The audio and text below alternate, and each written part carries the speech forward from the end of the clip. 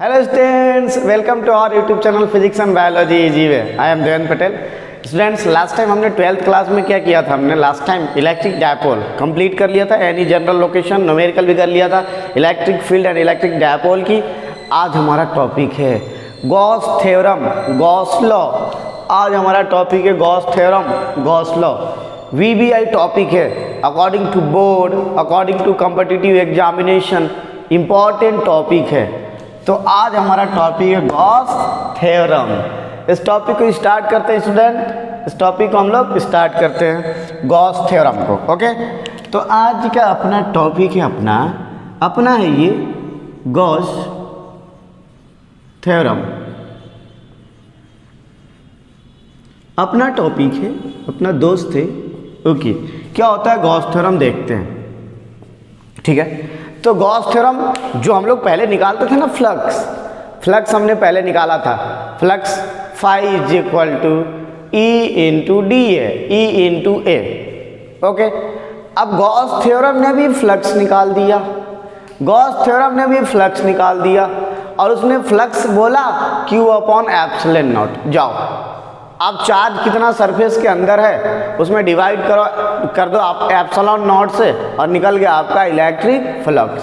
Simple. कहाँ हम लोग निकाल रहे थे flux? E into D A, area निकाल रहे थे, इलेक्ट्रिक फील्ड निकाल रहे थे, फ्लक्स निकाल रहे थे। इसने बहुत सिंपल कर दिया। क्या बोल दिया इसने कि किसी भी क्लोज सरफेस का, कोई भी क्लोज सरफेस है, 3 डायमेंशनल है, कोई भी क्लोज सरफेस है, उससे कितना इलेक्ट्रिक फ्लक्स होगा, तो जितना उसमें चार्ज होगा उसमें डिवाइड कर देंगे। किससे? एप्सिलॉन नॉट के परमिटिविटी से डिवाइड कर देंगे। तो क्या मिल जाएगा हमारा? Gauss theorem, electric flux. Okay, थोड़ा लिख लेते हैं। According to Gauss,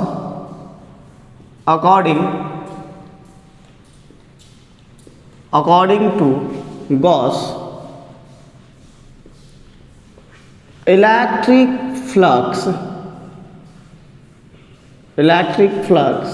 linked with a closed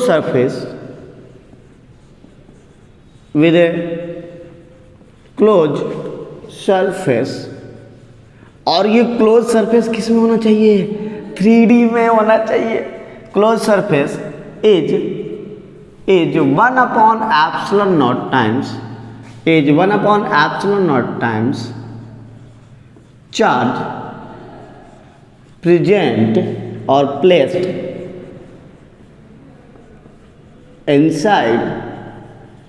inside the surface। मजा आ गया। ओके, तो ये हो गया 1 upon epsilon not times charge present inside the surface. तो सरफेस के अंदर जितना चार्ज प्लेस्ड होगा उसका epsilon not, 1 upon epsilon not क्या हमें देगा? तो इलेक्ट्रिक फ्लक्स देगा। तो Q अपॉन एप्सिलॉन नॉट। ये था आपका गॉस थ्योरम और गॉस लॉ। ओके, तो ये हो गया नेट इलेक्ट्रिक फ्लक्स। ओके, अब इसके आगे समझने वाली क्या चीज़ है, इसका प्रूफ भी करेंगे। क्या समझने वाली चीज़ है, कहाँ कंफ्यूजन होता है देखते हैं। इसके पहले हमने फाई का एक फॉर्मूला पढ़ा था। वो क्या पढ़ा था? इस साइड में लिखता हूँ छोटी छोटी चीज़ें। पॉइंट नंबर 1, फाई जो होता है वो पढ़ा था E इंटू ए। बहुत शानदार, ठीक है। बट ये फाई तब होगा जब E हमारा कांस्टेंट होगा, E हमारा कांस्टेंट होगा। एक और फाई का फॉर्मूला पढ़ा था E इंटू डी ए, और यहाँ से हमने डी फाई लिखा था और इसको इंटीग्रेट किया था तो आया था ई डी ए। तो अगर वेरिएबल है तो ये करेंगे। और यहाँ पर था आपका क्लोज सरफेस। तो ये जो लगा होता ना इंटीग्रेशन में, इसका मतलब होता है क्लोज्ड सरफेस के लिए, फॉर क्लोज्ड सरफेस। क्लोज बंद के लिए, क्लोज कुएं में बंद है, ठीक है। तो क्लोज सरफेस के लिए ये लगाते हैं हम लोग इंटीग्रेशन, और ये गोला है ना। तो ये था हमारा ई डी ए। अगर आप डॉट प्रोडक्ट हटा दो तो एक कॉस थीटा लिख सकते हो, कोई इश्यू नहीं है ना। उसके बाद उस टाइम हमने और क्या किया था, तो इस डी ए को हमने ए ही तो लिखा था, ये डी ए को हमने क्या लिखा था, ए ही तो लिखा था भाई, ए ही तो होगा, ए ही होगा ना। डी ए का मीनिंग क्या है, स्मॉल एरिया। इंटीग्रेशन क्या करता है, इंटीग्रेशन स्मॉल स्मॉल क्वांटिटी को ऐड करके बिगर क्वांटिटी बना देता है, उसी से रिलेटेड।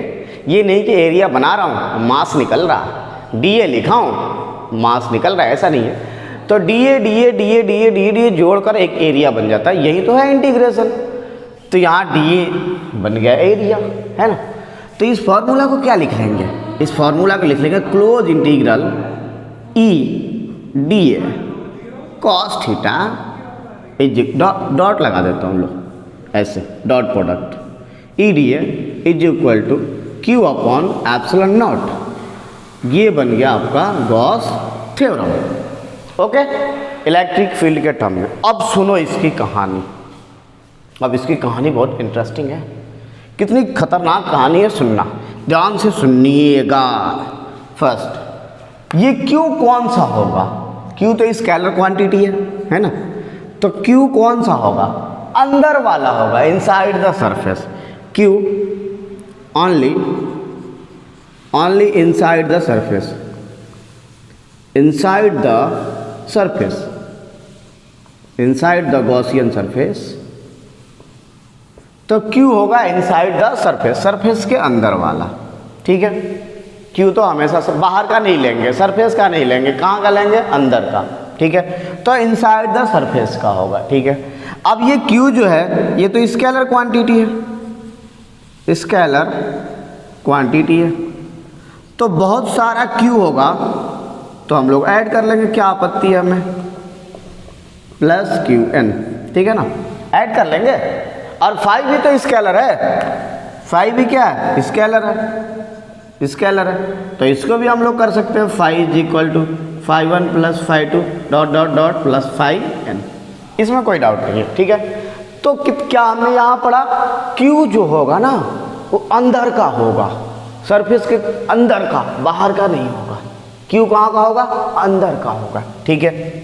उसके बाद अब क्या इंटरेस्टिंग है, सुनना। ये दोनों ना डेंजरस है, बहुत डेंजरस है। ये तो फील्ड है, इलेक्ट्रिक फील्ड है, वेक्टर लगा सकता हूँ, नहीं लगा रहा हूँ, ठीक है।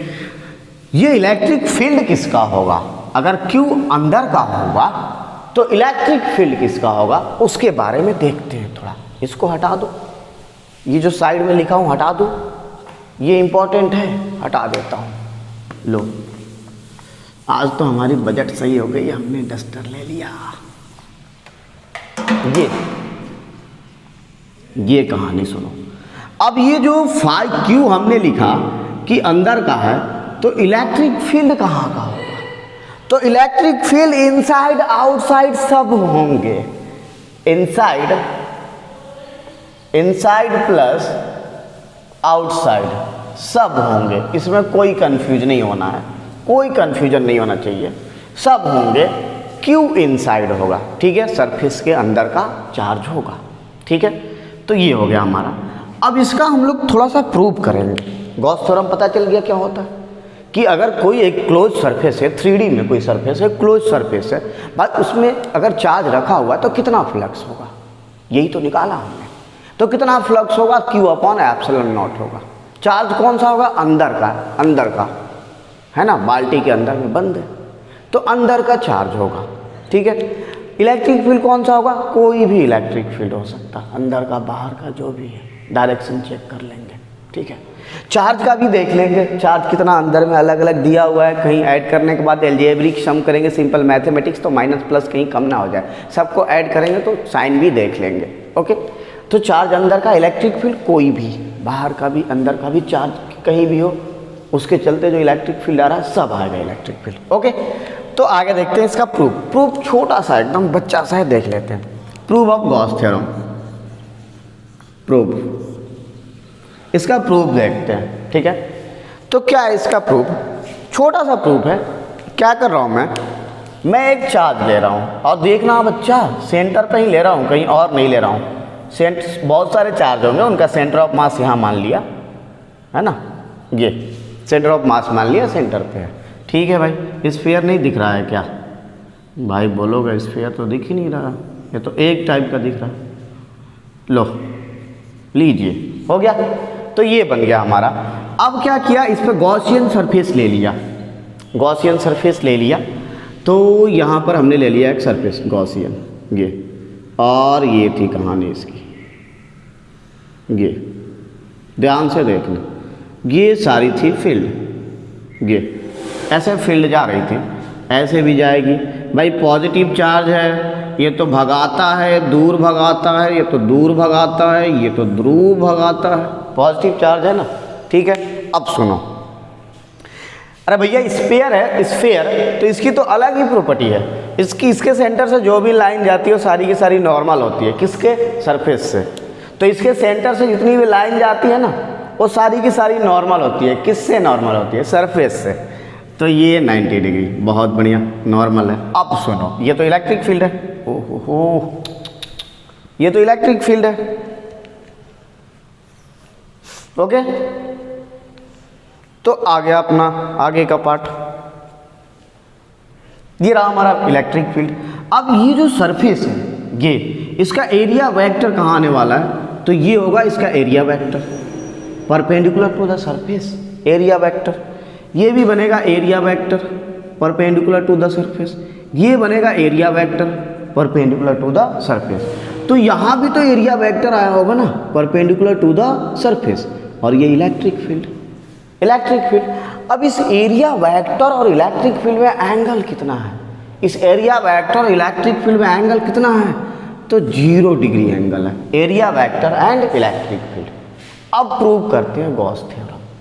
तो गॉस थ्योरम क्या है, तो सबसे पहले हमने निकाला फ्लक्स, कि आखिर फ्लक्स कितना होगा भाई, निकालते हैं। तो flux is equal to E into D है, और ये डी फाई, और इसको कर दिया इंटीग्रेट, ये बन गया, इंटीग्रेशन कर दिया।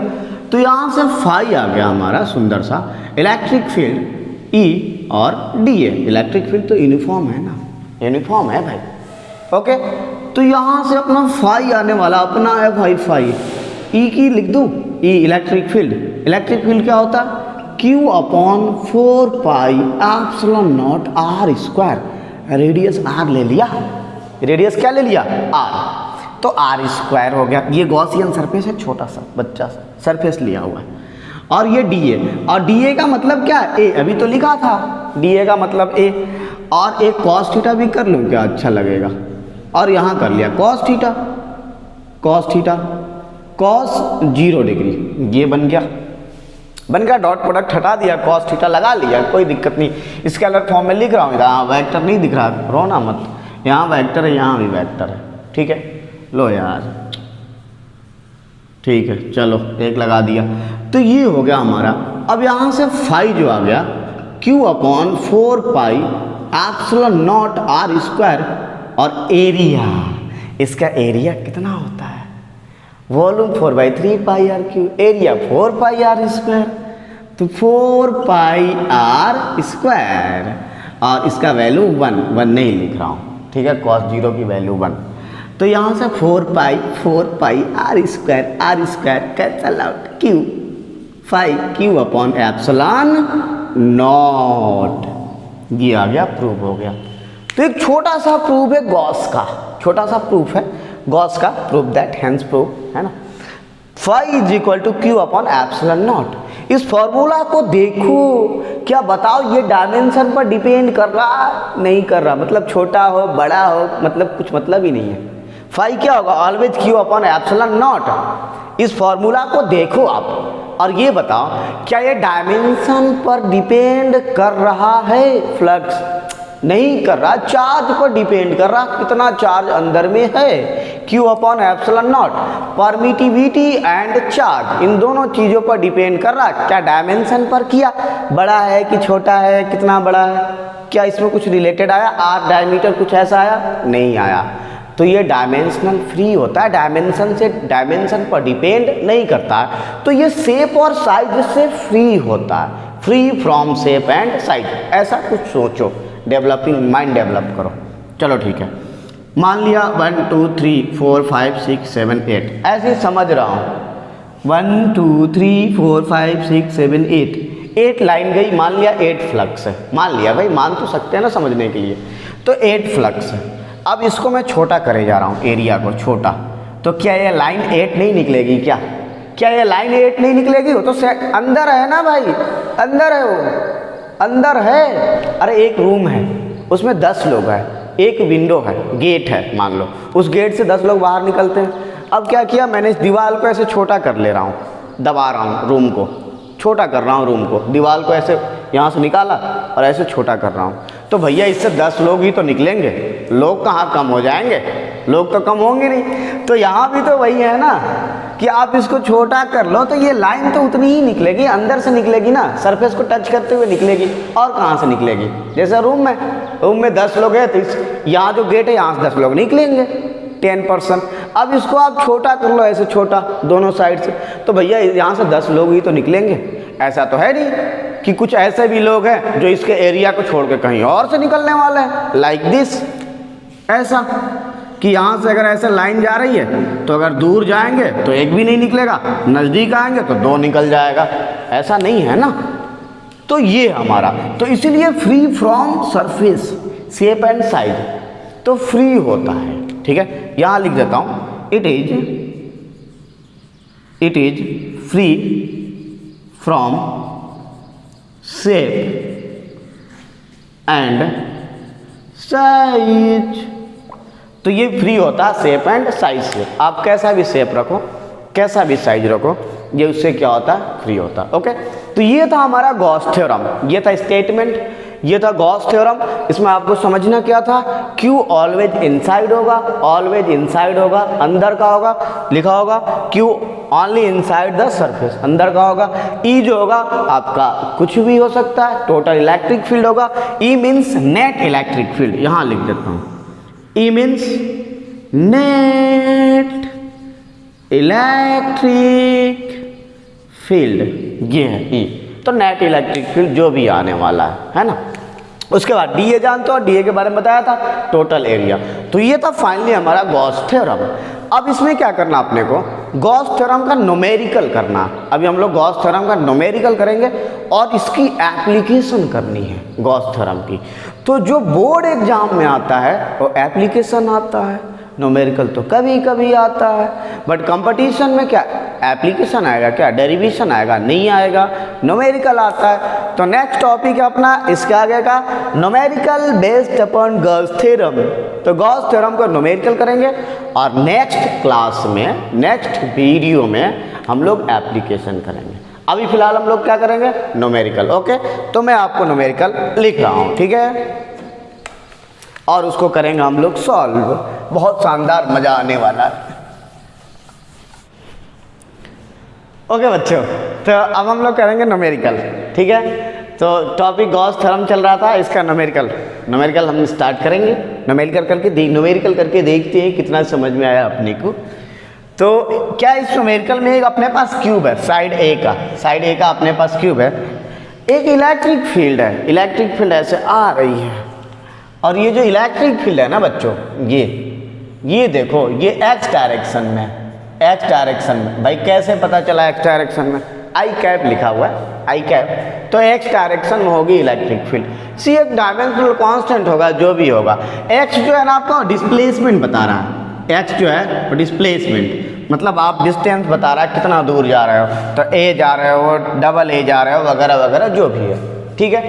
निकालना क्या है, where C is the dimensional constant, find out the electric flux and net charge inside the cube. तो आपको निकालना है इलेक्ट्रिक फ्लक्स कितना होगा इसमें, ठीक है। अच्छा भाई, अपने को क्या फॉर्मूला पता है इलेक्ट्रिक फ्लक्स का, क्या पता अपने को कि इलेक्ट्रिक फ्लक्स जो होता है E इंटू डी ए होता है, और इलेक्ट्रिक फ्लक्स जो होता है Q अपॉन एप्सिलॉन नॉट भी होता है, ठीक है। देखते हो कौन अच्छा लगता है वो निकाल के देखते हैं, ठीक। तो यहाँ से ऐसे इलेक्ट्रिक फील्ड ऐसे लाइन जा रही है, ऐसे जा रही है। अब देखो टॉप व्यू का देखना, टॉप वाला, बॉटम वाला, उससे तो कोई लाइन जाएगी नहीं, उससे लाइन तो जाने वाली है नहीं, टॉप से कहाँ जाएगी भाई। चलो चलो, बहुत अच्छी बात है, लिख लेता हूँ लो। इसको कर लेता हूँ 1, इसको कर लेता हूँ 2, इसको कर लेता हूँ 3, इसको कर लेता हूँ 4, एक अंदर में है 5, और भी है एक 6 है, ठीक है। अब कन्फ्यूज हो जाओगे कौन सा 6 है कौन सा 5 है। तो ऐसा सुना, टॉप व्यू और टॉप के जस्ट नीचे उसमें कोई फ्लक्स नहीं आने वाला है। क्यों नहीं आने वाला है कि अगर आपने फ्लक्स ऐसा लिखा phi is equal to E into D A, तो E D A cos theta होता है और थीटा एंगल होता है, थीटा जो होता है angle between E and D A, ये होता है ई एंड डी ए का एंगल। अब इलेक्ट्रिक फील्ड की डायरेक्शन इस डायरेक्शन में, इस डायरेक्शन में इलेक्ट्रिक फील्ड और ऊपर वाले का एरिया वेक्टर यहाँ पर एरिया वेक्टर, इन दोनों के बीच में एंगल 90 डिग्री कॉस 90 जीरो। उसके बाद इलेक्ट्रिक फील्ड इस डायरेक्शन में, बॉटम वाले का एरिया वेक्टर इस डायरेक्शन में, ये भी 90 डिग्री, इलेक्ट्रिक फील्ड जीरो, तो जीरो हो गया। तो अब टॉप से देखो, टॉप से electric field zero, sorry flux zero. अब बॉटम से देखो flux zero, electric field cross ही नहीं किया ना, उसको टच ही नहीं किया, तो बॉटम का भी। अब उसके बाद अब ये तो इस साइड में तो फ्रंट व्यू है, फ्रंट, और ये साइड व्यू है। अगर आप ऐसे देखोगे तो ये फ्रंट है और ये साइड है, बट मैं अंदर जाके देख रहा हूँ तो ये फ्रंट व्यू है 1 वाला, और 1 के जस्ट उस साइड वाला 3 वो भी फ्रंट है अपोजिट का, और ये आपका साइड व्यू है, साइड। तो साइड व्यू से भी तो इलेक्ट्रिक फील्ड नहीं क्रॉस कर रही है, ये इस वाले सरफेस से कहाँ क्रॉस कर रही है, वो सीधी जा रही है ऐसे आगे वाले सरफेस से और उसके अंदर में एंटर कर रही है और उस साइड में निकल जा रही है ना।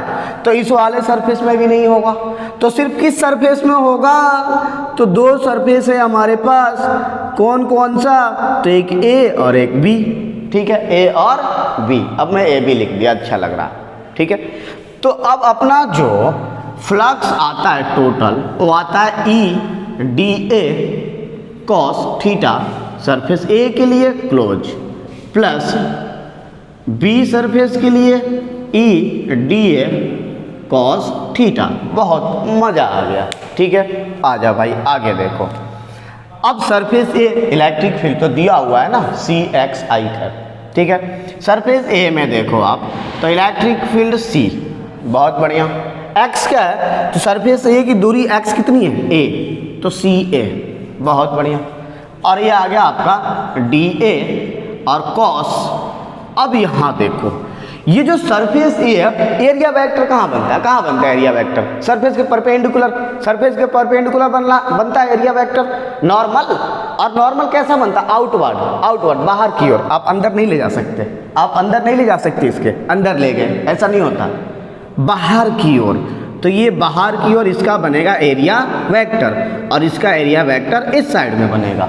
तो अब ये एरिया वेक्टर है, ये इलेक्ट्रिक फील्ड है, ये डायरेक्शन इलेक्ट्रिक फील्ड है, दोनों के बीच में जो एंगल है 180 डिग्री। एंगल कितना, 180 डिग्री, तो यहाँ कॉस 180 डिग्री प्लस दूसरी वाले सरफेस का। अब मैं ये क्लोज इंटीग्रेशन नहीं लगा रहा हूँ, समझ गए आप। दूसरे वाले सरफेस में इलेक्ट्रिक फील्ड तो वही है भाई साहब सी, लेकिन दूसरा वाला सरफेस जो है 2a पर है, 2a, तो दूसरा वाला सरफेस है 2a पर, और ये आ गया आपका dA और cos। अब ये है आपका एरिया वेक्टर और ये इलेक्ट्रिक फील्ड, तो थीटा 0 डिग्री, तो cos 0 डिग्री, ये बन गया। अब आ गया हमारा cos dA का इंटीग्रेशन a, dA का a, dA का a, dA का a। एरिया कितना है इसका, एरिया, एरिया कितना है a, एरिया a कितना, अरे ये एरिया a साइड है तो a स्क्वायर है ना, तो यहाँ से बन गया आपका a स्क्वायर और cos 180 का -1 प्लस ये बन गया 2ac और dA का a स्क्वायर एरिया और इसका 1, तो आ गया आपका ये मल्टीप्लाई कर लेंगे -CA क्यूब, a क्यूब और ये प्लस 2a क्यूब, ऐसे लिख दूँ 2CA क्यूब, ये आ गया, ठीक है। माइनस कर लिया तो आ गया CA क्यूब आंसर, तो एक आंसर आ गया CA क्यूब पॉजिटिव का, एक आंसर आ गया हमारा, है ना, सिंपल था। नेक्स्ट देखो, net charge inside the cube, कितना नेट चार्ज होगा क्यूब के अंदर, वो निकालना था, ठीक है भाई, मान लिया निकालना है, तो क्या दिक्कत है। सेकेंड में क्या है कि अपना जो फाई था ना, अपना था भाई, क्या बात है, अपना था, dA Q upon epsilon naught, ये था। अब यहाँ से फाई निकल गया बच्चा, देखो CA क्यूब फाई निकल गया ना, टोटल फ्लक्स भाई 3a cube is equal to Q upon epsilon naught, और Q आ गया आपका Q आ गया CA क्यूब एप्सिलॉन नॉट। तो ये आ गया अपना answer, total charge inside the surface. Okay, तो ये था हमने किया गॉस थ्योरम, गॉस लॉ, और उस पर हमने कर लिया न्यूमेरिकल, एक और भी न्यूमेरिकल करेंगे, ऐसा नहीं है। तो ये आ गया अपना finally phi is equal to Q upon epsilon naught, Q is equal to CA cube epsilon naught, net charge inside the cube. Okay, thank you very much for watching this video. अगर आपको हमारा video सही लगता है तो हमारे channel को आप मैक्सिमम शेयर एंड हमारे वीडियो को मैक्सिमम शेयर एंड सब्सक्राइब करें। Thank you very much for watching this video, thank you very much.